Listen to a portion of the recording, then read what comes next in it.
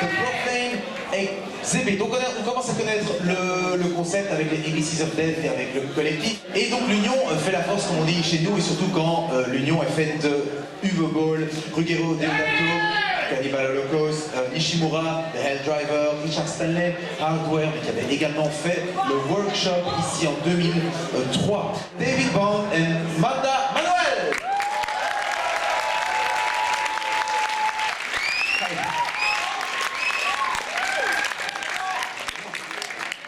Welcome to B.I.F.F.F.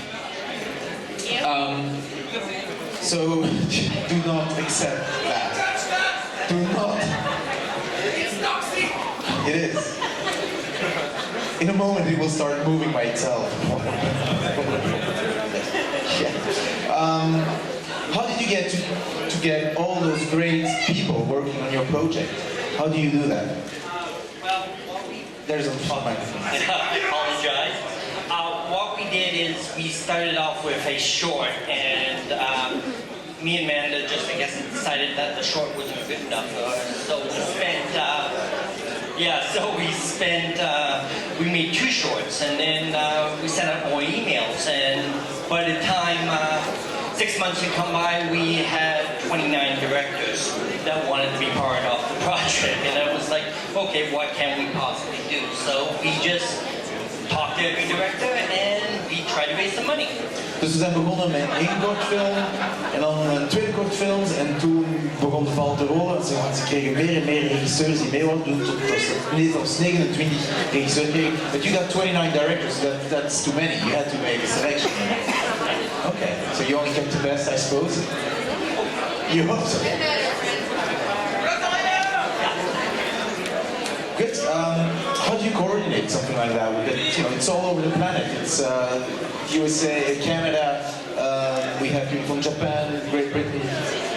Well, what we started with is we just started basically with social networking, email, Twitter. We used a lot of Vimeo, a lot of phone calls, a lot of any kind of internet that we could Skype.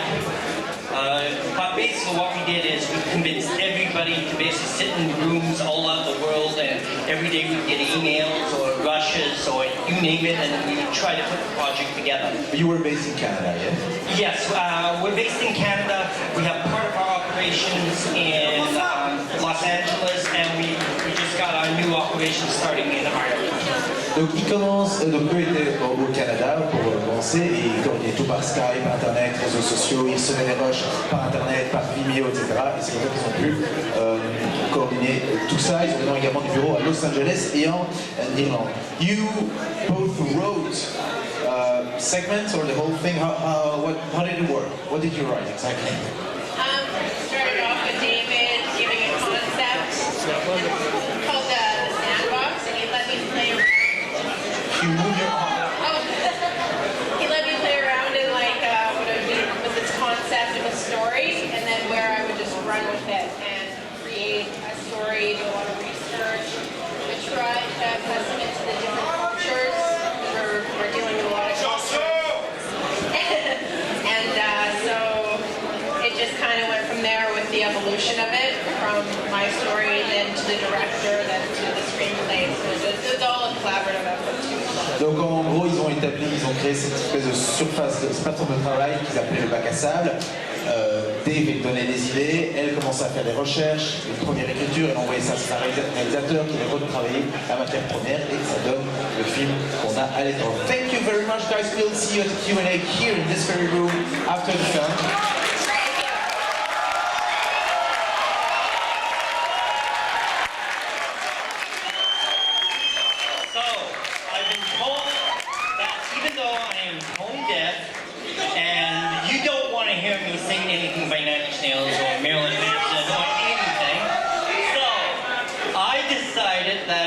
Since we are in Belgium, that we would sing what everybody really has on their mind right now. So we're going to sing the Grand Treasure. I knew you guys would love that. Now you're going to hear the worst version you will ever hear of this song. Here we go, guys. Ole, ole, ole, ole.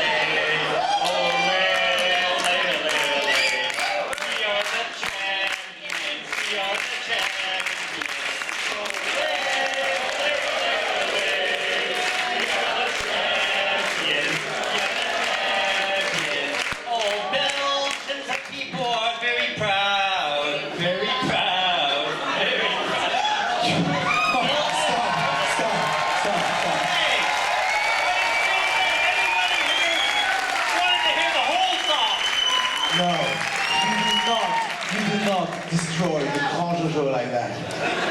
Have some respect for the man. I apologize. That's okay. We'll see you guys for more singing and question and answer after the film industry room. Thank you. Sounds good.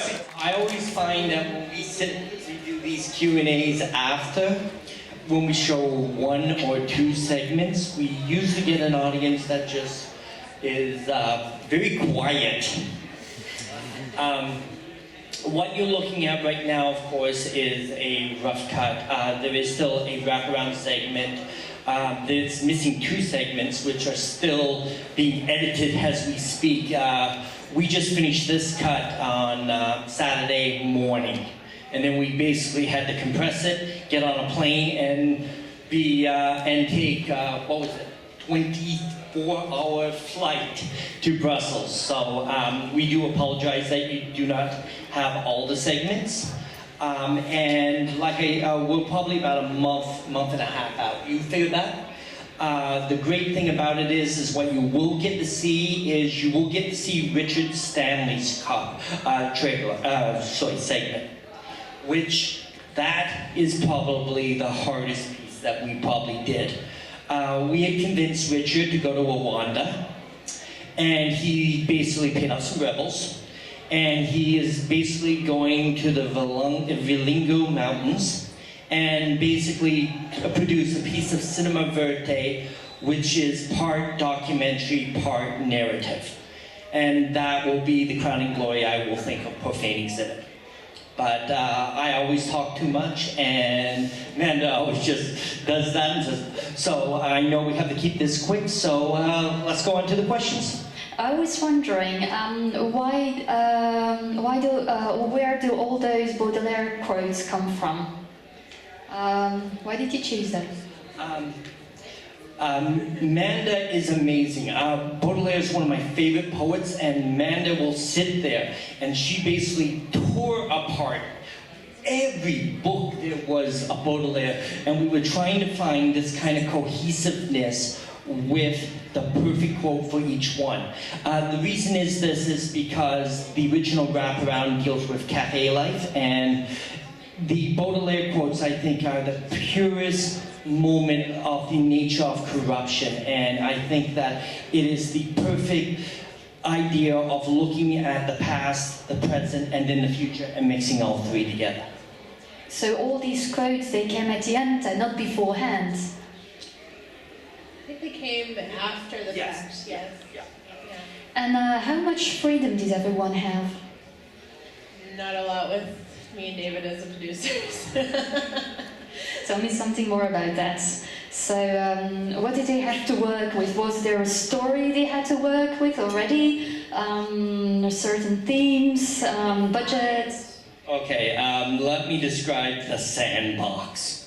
What we decided to do, because of the way anthologies work, some of the anthologies that have come before us, there was no real cohesiveness to it. So what we created was what we refer to as the sandbox. So it would start off with me and Manda sitting in front of a computer and first of all producing the treatment. With the treatment, then Manda would go and start creating these insane names, because the way she likes to start is she likes to name everybody. And it's like, I look at it and say, I don't know, Bob 1, Bob 2, Bob 3. And she'll create all of these names, and then we'll take about 2-3 hours. We will go back into the original treatment. We'll start tearing it down to the point of that it's about 3 to 4 pages. Then Amanda will go and build basically on what I originally came with the treatment, and she will start building scripting out. Then we will take our 6-page treatment, and we have this wonderful scriptwriter. His name is Scott Swan. He's famous because he did all the Masters of Horror segments, at least the ones with John Carpenter. So everything would go to Los Angeles. He would build it and draft it into a 15-page script. It would go to a director. The director then would say, no, there's no way I'm doing that. So he'll come back with a totally different project. Me and Amanda will sit there and just shake our heads and rewrite it again. then we'll say, well, we're not quite sure of this now. Now we'll go back to Scott. Scott will look at it again. This is the second draft. Then the second draft will go back to the director, and the director will film what is finally the final product. And are these directors still talking to you today? Let's see. Some are not. The thing I always look at with the directors is that's why I created the final director. And that is Jeremy Kasdan, who is an amazing director. He did Bazaar, Wizard of Gore. And what I made him is the supervising director. So basically, they can't yell at me anymore.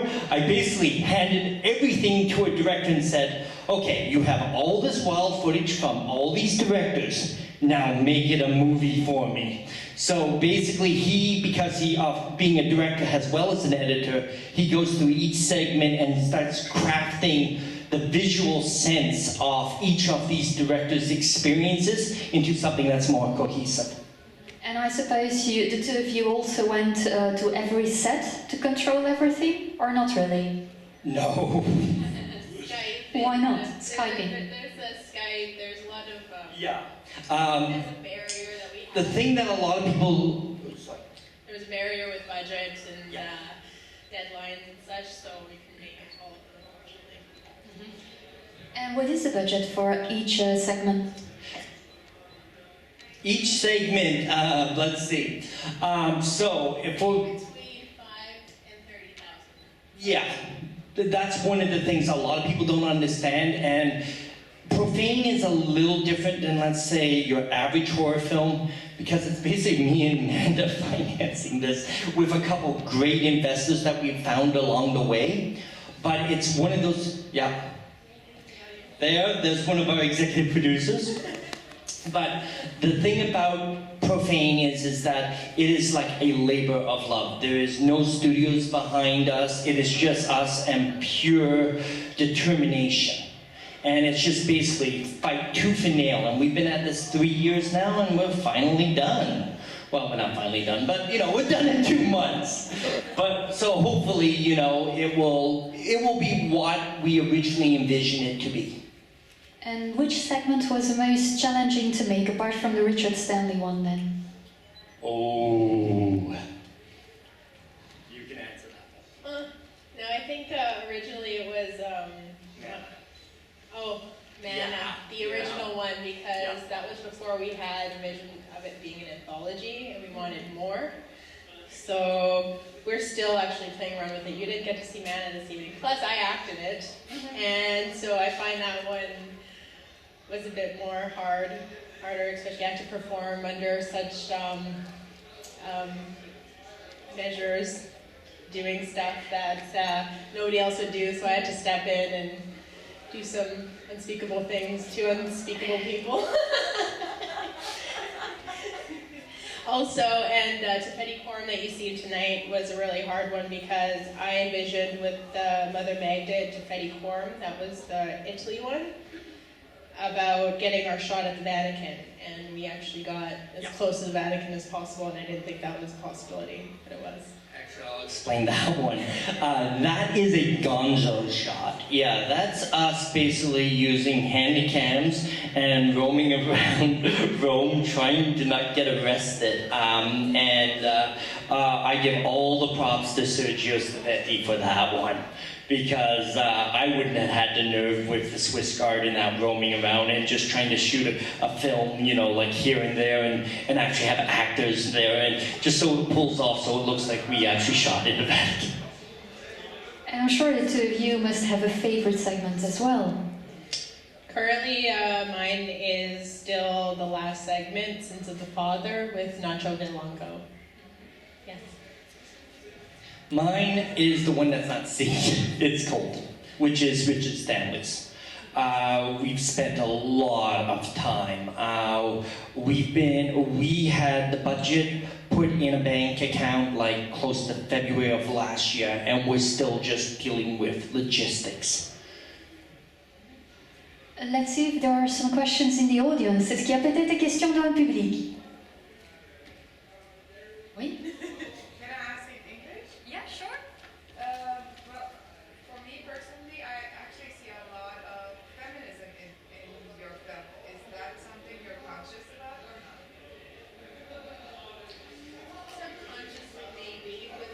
Yeah, I think that there is a inherent nature, especially with the project, that because it's such a collaborative effort, and we did, even though the subject matter is very, very extreme, it's not in any way misogynistic or racist or anything like that. And I think we were really reticent of that as the product was growing, that it was the voice that Profane Experience was that we were trying to show what the world looks like.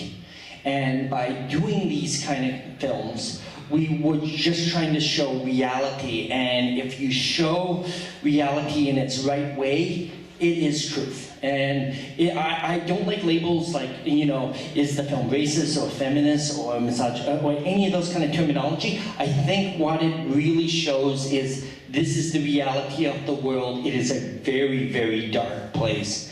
And the name comes from J.G. Ballard's atrocity exhibit.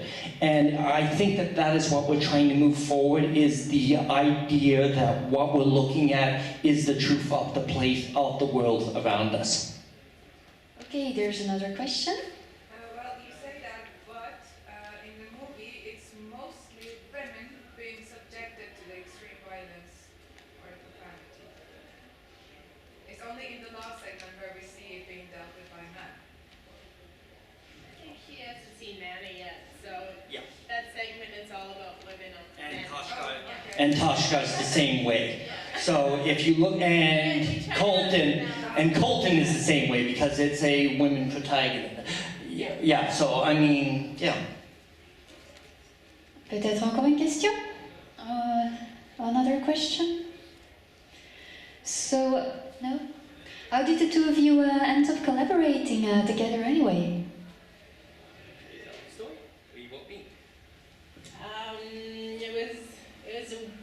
I don't know, I remember it was a brutal winter and me and David came together and I had money in my pocket and ideas, and David had already produced other films such as Cookers and Aggression of a Knife and stuff, so he was the perfect candidate for my ideas, and he took them with an open mind, and we shared stories and started writing together, and then he realized I can write, and I had more talent than I thought, and he took me under his wing as a producer as well, after me acting and writing, so yeah, it started off from 4 years ago? 3 years ago? Yeah, we're celebrating our 3rd anniversary today. Wow. No, tomorrow. Yes, so this is the birth of Profane tomorrow. Yep. Yeah, Great.